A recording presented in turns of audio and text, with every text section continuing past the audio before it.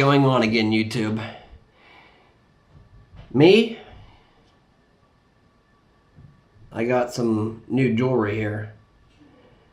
I think it's kind of stylish. Might start a new fad right here. But anyway, me and Chewy here are ready for our second video. And this second video is going to be geared mostly on the Reptasorb liners that I was talking about that I purchased for my Freedom Breeder 20 tubs. I'm just going to talk about where you can purchase them, the price point on how much they cost, the different tubs that they carry these liners for.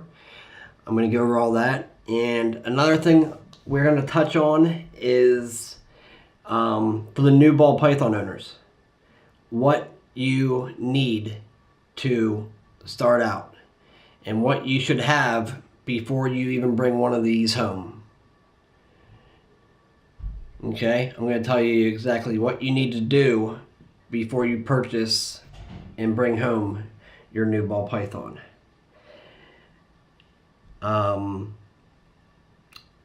Again, if there's anything that you guys would like me to do a video on, if there's something that you guys don't understand or would like more info on, please feel free to leave me a comment and tell me what you would like to see a video on, and I would be more than happy to make that video for you. I love doing YouTube videos. I love actually being able to help other people who are just starting out in this. So again, if you have any questions at all regarding these babies, if I know the answer, I will be more than happy to fill you in. And if I don't know the correct answer, I can guarantee you that I will find the correct answer for you and then let you know. I will not purposely steer you wrong and tell you something that's not right if I don't know for sure on that subject. But I definitely will find that answer out for you and let you know what I find out. But like I said, this is video number 2 of the day, and I say maybe we should get right into it, and I think Chewy is ready to go also. What do you say, Chewy? Go ahead, Chewy, take us out. No, you just want to wrap around my arm? That's fine. You can do that too. Alright guys, I hope you enjoy this video, and I will see you guys all later. So, before you buy your first ball python, you need to get that tub ready to go. Or if you're putting them in a vivarium, get that set up as well. Before you even buy your ball python, make sure everything's set up. Make sure you have the belly heat, either heat tape or Heatmat, hooked up to a thermostat. Make sure you have, if you're using a vivarium, make sure you have 2 hides. One on the hot side, one on the cold side. Make sure you have the substrate laid down. That could be Reptile Prime, Reptichip, paper towels, newspaper, Reptasorb liners, anything. Make sure you have that set up. And make sure the heat is working. Okay, make sure you set it up, you check it. Make sure you have a heat gun so you can check the temperature of the hot side and the cold side. Before you even put that snake in there, make sure everything is perfect. Because if the husbandry is perfect, your ball python will be happy and you'll have no issues with it. It'll eat. It'll be a lot less stressed out. I mean, a happy snake in return will make you happy. So, let's go over what you need to have at the minimum before you bring your snake home or receive your snake in the mail. First thing, you need a heat mat. On the back side, it's sticky. You're going to put this on the bottom of your either vivarium or your tub. Okay? Trust me, it'll stick. Your wire, biggest thing. Make sure it's not kinked up or the vivarium's not sitting on top of it, because that is a fire hazard. Alright, so you got your heat mat. You have that set up. Alright, that's set up on the bottom. What goes with a heat mat? What do you need? You are going to need some type of thermostat. Thermostat with a probe. Now,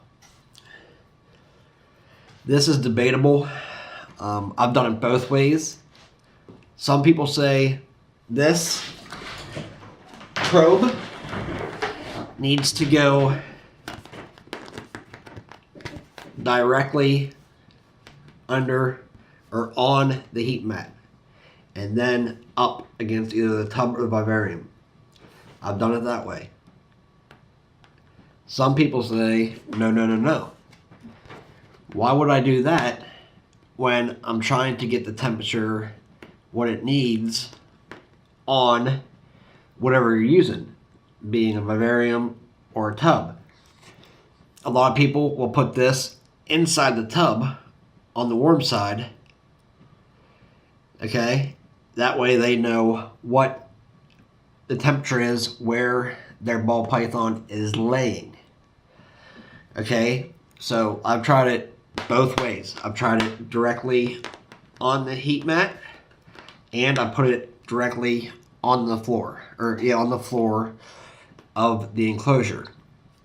The only problem with that is, if you have this on the floor of the enclosure,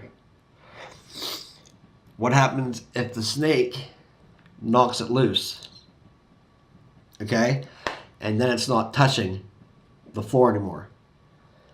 Guess what? The heat mat is getting hot. Now, I'd like to think that this thing would not get hot enough to severely injure the snake, but I don't know, and I would not want to find out. Trust me. So, what I was doing then, same thing. I put this on the mat, then taped it up onto the enclosure. Then, a simple fix. Make sure you have your heat gun. You adjust your thermostat to what your reading is inside that tub. So you may have to set your thermostat at 95 degrees just to get the floor of the enclosure between 89 and 90. Okay? It's very simple. That's the safest and the smartest way to do it, and the way that I would suggest you do it. Like I said, I did it both ways until one of my snakes did knock the probe loose, and I came home. Luckily, and I came in, and inside the enclosure itself, on the warm side, it was already up to 105 degrees. So, obviously, if it was 105 in there, this thing was a lot hotter than 105. I have heard that the cutoff on this is 110. I don't know how accurate that is, because I'm thinking it would have had to have been more than 110 for the inside of my enclosure to read 105. But again, there's two things you need: Heatmat, thermostat, probe. Obviously, to go with that Heatmat, thermostat, and probe, you're going to need the enclosure itself. This, obviously, this is a Sterilite 28 quart tub. And as you can see, I got the air holes in there. And in here is Reptichip, which this was one of the snakes that I moved over into the TGR rack. So obviously I won't be using this anymore until I get some new snakes, and then they'll be going in there until I get another rack to hold more. After that, you're going to need hides. And there are many, many, many kinds of hides out there to get. One thing to keep in mind, if you're getting a juvenile ball python, do not go out and buy a huge hide. Don't think, oh, look at this one. This one's huge. He's going to be so happy. It's so big, he'll be able to stretch out. They don't want huge. They want somewhere where they can cram in as tight as they can so they can feel secure. So don't buy a huge hide for them, because you're going to stress them out more than make them happy. Okay, so there's a lot of different types of hides out there you can get. I'll show you a few examples of them. The most common, and the one that I use, right here. Okay, real simple. Real simple hide. Has one opening. You can see. One opening for it. No sharp edges. That's as simple as you can get right there. Okay, that's one option. And honestly, you can make your own. If you have an old Tupperware or an old bowl laying around, just cut an opening in it. You're good to go. Make sure there's no rough edges. Hey, anything that a snake can hide in, it'll be happy. It doesn't care how nice it looks. Trust me. Another one. Simple. A log. Now, I bought this one at Petco. Could you make your own? Yes. However, if you go out back and you cut a tree down and you make one of these, do not put it in your snake's enclosure until you get it nice and clean. And what I'm meaning by that, you want to throw this in your oven. You want to bake this thing for about 20-30 minutes.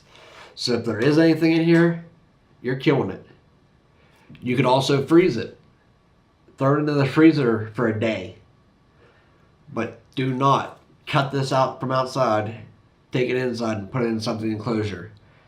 Because then you're taking a chance of some kind of parasite or something like that getting onto your snake. So this is another type of hide you can use. I actually used this one on the cold side when I was using the Sterilite tubs. So here's another option for a hide. And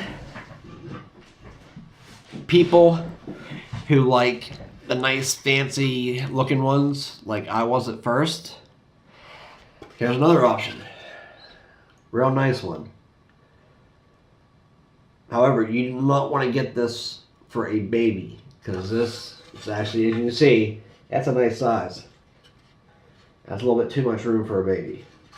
But if you have a vivarium and you have like a desert backdrop or something like that, that'd be perfect.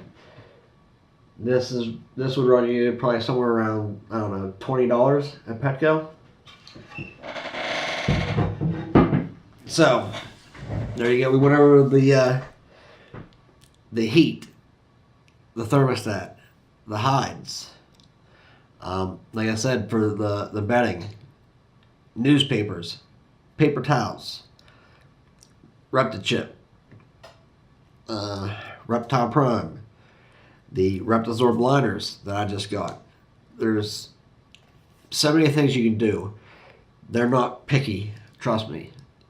If you don't want to go out and spend money and you say, hey, I went to Sam's Club and got a big pack of paper towels, use paper towels. Because I used paper towels probably for the first 6 weeks after I got them. That's what I used was paper towels, and it worked perfect. It was very easy to clean up. Honestly, it was a lot cleaner than having to clean up the like the Reptimalt or the Reptichip and stuff like that. You just pull the paper towels up, throw away. You spray your F10 veterinary disinfectant, wipe it all down. Good to go. Okay, so there's that.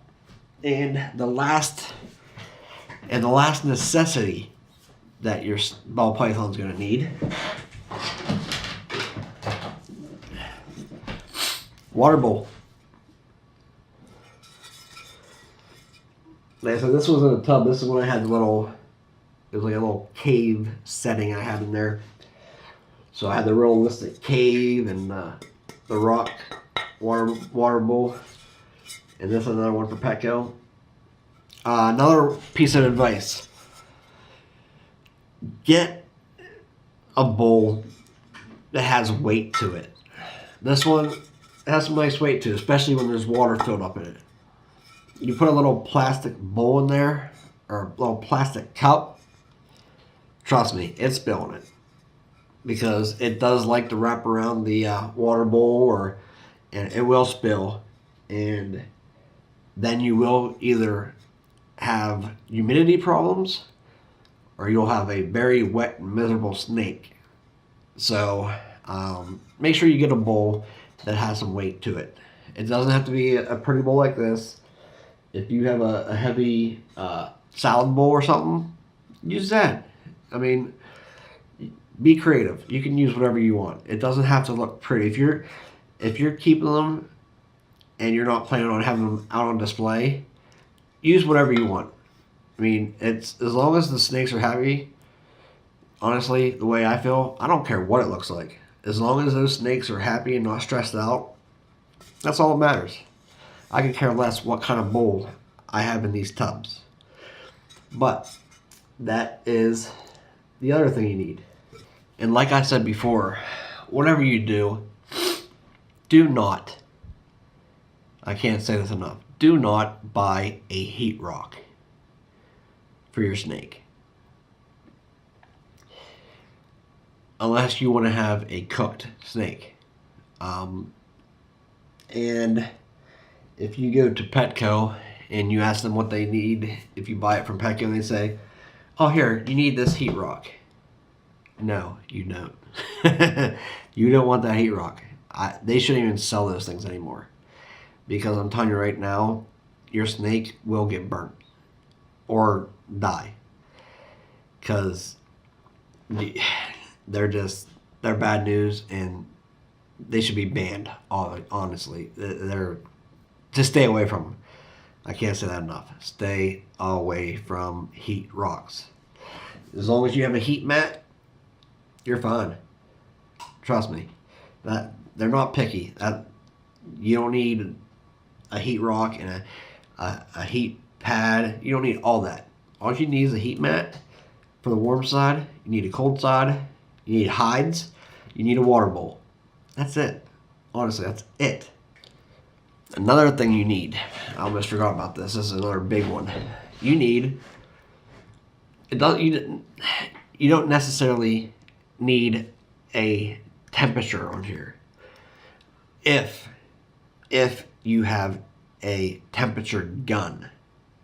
Okay, if you have a temperature gun, all you need something that reads humidity. Obviously, it's 27% humidity in my reptile room right now. You definitely want to keep an eye on the humidity. If it's too high, then you're running the risk of bacteria and stuff like that growing. And if you have the humidity too low, then you're running a risk of your snakes not shedding properly. So you definitely need to keep an eye on the humidity. All right. A lot of people freak out about the humidity, which it can be a big deal. But at the same time, if it's 70% humidity, you're going to be fine. Now, if you're up over 90%, you need to do something to get that fixed. All right. It's pretty simple, honestly. Ball pythons are a very easy snake to take care of and care for. Don't get freaked out if they don't eat for a couple weeks. They'll do that. Okay, especially during breeding season when they're shedding. I mean, there's a bunch of reasons why they will go off feed. Okay. All right. So we have come to the end part of my video. Now, these next things I'm going to mention are not necessarily what you need for the snakes, but what you need for yourself to take care of the snakes. Okay. These are a must-have for me. Not everything here you have to have, but it may be a good idea to have this stuff. Okay. So I'm going to go over a few things of what I have to care for my ball pythons. First thing, biggie. Literally, a biggie. Hand sanitizer. After every time you touch one of your snakes, anytime you touch a mouse, rat, anything, use this.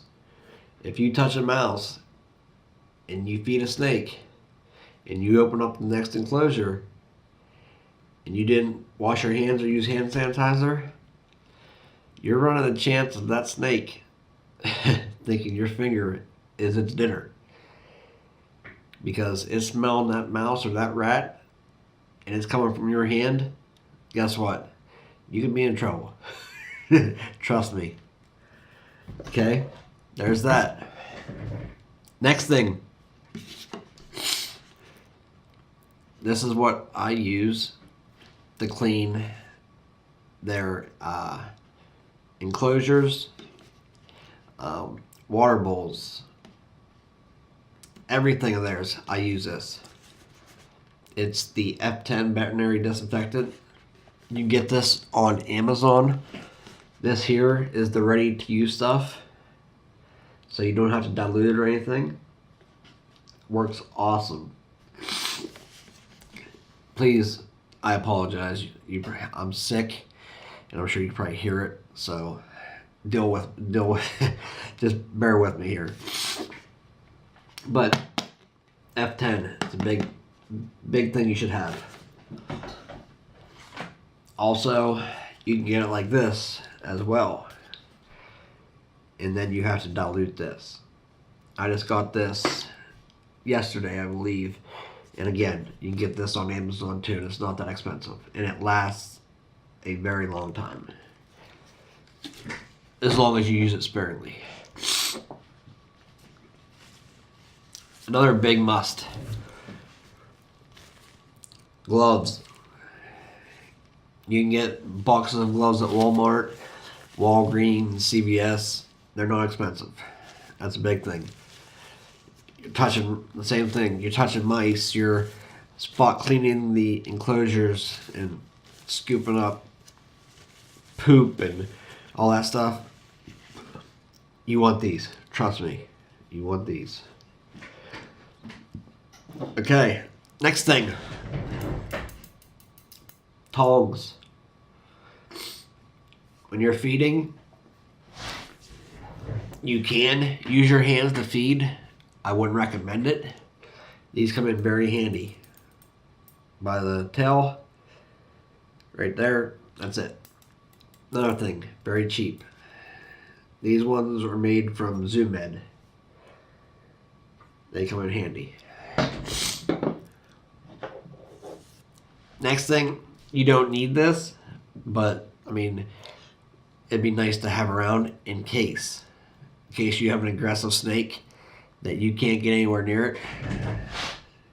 Another thing, very cheap. Got your snake hook. Okay. Like I said, I never have to use this, but I have it just in case I ever have to use it. So that's another thing you should have, or you could have. Okay. Rep the safe. You can use this if you use tap water. You see it's pretty much full because I don't use this anymore because, oh my goodness, I have this. And no, it's not Roundup. It's not Roundup. What I do, I actually go to Sam's Club and I buy the spring water. It's only like $5 for 6 1-gallon jugs. So 6 gallons for $5. Not bad. Okay, so water or water dispenser. You could also get one of these if you wanted to, if you didn't want to get a big Roundup bottle. This works just as fine for misting and all that stuff. Okay. Another thing, this is one of the most important things. Temperature gun. Okay. You need a temperature gun. These are a lot more accurate than putting a thermometer inside the enclosure. Trust me. So, very cheap too. You can get one of these on Amazon for probably $20 to $30. It's worth every penny of that. Another big thing that I like, some people don't like it, I do, and it works for me so far. Tropical mist. Okay? It's humidifying spray. When you see your ball pythons starting to go blue, shake it up, spray them, put them back in there. Trust me, it helps with shedding. I've used it on 3 of these ball pythons already, and the 3 that I used, perfect, full sheds. I need to show you here. See? Perfect. Full sheds.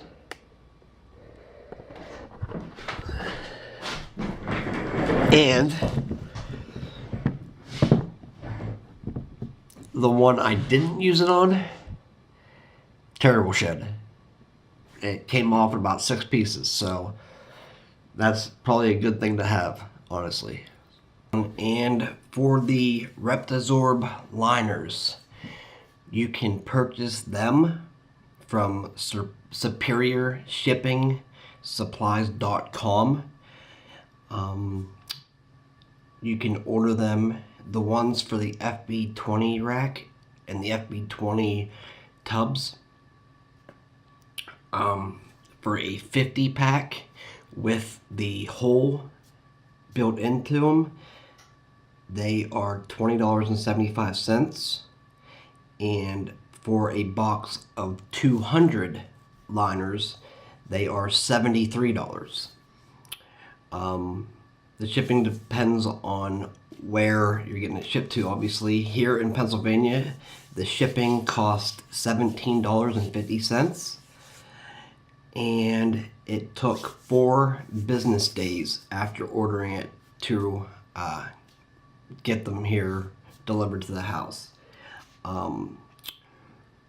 Like I said, they make them for several different kind of tubs. The tubs that are listed on their website that they make them for are Sterilite, the Vision Racks, ARS Caging, Iris, and of course Freedom Breeder, which is the ones I have. Like I said, I love them so far, and I wish I'd have found them sooner, but I will definitely be ordering them again. They fit perfectly inside these Freedom Breeder 20 tubs, and I will give you a look into those so you can see what they look like. But I think definitely next time I order, I'll definitely be ordering the 200 pack, because like I said, I mean, they're awesome. And the way I came across them, it was kind of funny. I was watching, I forget whose YouTube channel I was watching, but he was changing his snakes out, and I saw him grab a liner and had a hole cut into it. And I'm thinking to myself, like, wonder how he did that, what he used to cut that hole in. So all I did, I Googled ball python tub liner with hole, and it popped up for the superiorshippingsupplies.com, and the one that fits the Freedom Breeder 20 tub is it's listed as Freedom Breeder medium tub. That's the size you would need if you're going to get the liners for the FB20 tub.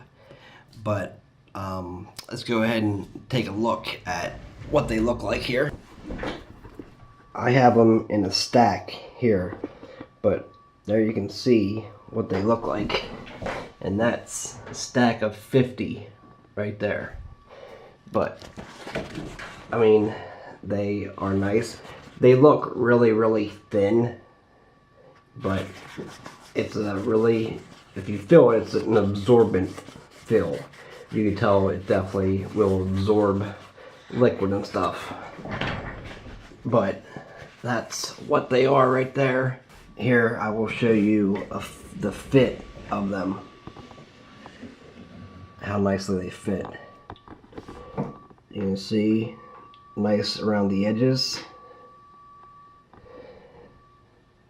already cut off of the water bowl, back in the back.